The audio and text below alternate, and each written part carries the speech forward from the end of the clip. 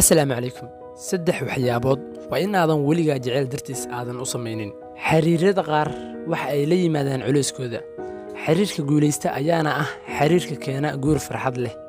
Waana sababta iyo ujeedka xiriir kasta. Marka uu xiriir qof kale la yeesho, isaga ama iyada, waxa ay filaysaa in waxyaabaha qaar loo horo ama loo joojiyo si uu xiriirkaas u noqdo mid guulaysta. Waxaana jira waxyaabo qaar aan la burburin karin. Haddaba waa in aad ka taxadartaa in aad burburiso waxyaabaha qiimaha iyo micnaha ugu fadhiya noloshaada. Nambarka koowaad ayaana ah saaxiibada. Haddaba saaxiibada qiimaha ku leh noloshaada waa kuwo aad muhiim kuugu ah, waana in aadan u jarin jacayl dartiis.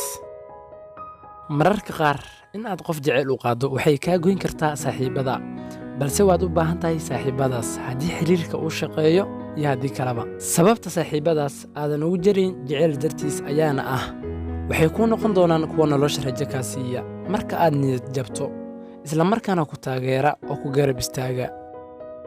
Nambarka labaad ayaa ah qoyskaaga. Qoysku waa kuwo aad muhiim u ah maadaama waalidiintaada iyo walaalaha ay kaalin weyn ka qaataan noloshaada. Haddana waa in aad ilaalisaa xiriirka wanaagsan aad la leedahay qoyskaaga, xitaa marka aad qof aad jeceshahay guursatid. Maahan qof aad wada socotaan oo keliya inaad xiriirka qoyskaaga aad u xumaysid, maxaa yeelay qoysku waa uu ka muhiimsan yahay intaas oo dhan. Mid ka mid ah waxyaabaha ay dad badani ka shalaayaan ayaa ah in aysan waqti la qaadan qoyskooda.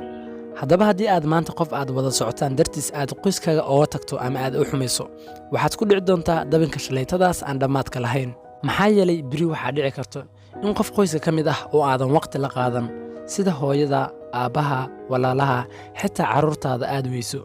Aad ayaana uga xumaan doontaa arrintaas. Daraasad muddo socotay ayaana sheegaysa la qaadashada waqti lala qaato familka ama qoyska ay tahay halka keliya ee laga helo farxadda dhabta ah. Nambarka saddexaad, shaqadaada. Waa inaadan shaqadaada uga tegin magaca jacayl dartiis.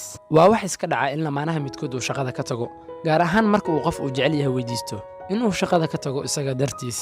Haddaba ma ahan mar kasta go'aan wanaagsan in aad shaqadaada uga tagto qof aad jeceshahay dartiis, maadaama qofkaas aad isku dhici kartaan ama waxyaabo kale ay iska iman karaan, sidaasna aad ku kala tegi kartaan. Haddii ay taasi dhacdo, waxaad ku soo dhici doontaa meel cidlo ah oo ah shaqo la'aan, iyo qofkii aad isaga dartiis wax walba aad uga fogaatay oo aad weyso. Qofka ku jecel ama adiga si dhab ah kuu raba mustaqbalna kaa leh waa midka adiga horumar mooye dibdhac kula rabin, wanaaggana ku faraxo maantana kaa reeba.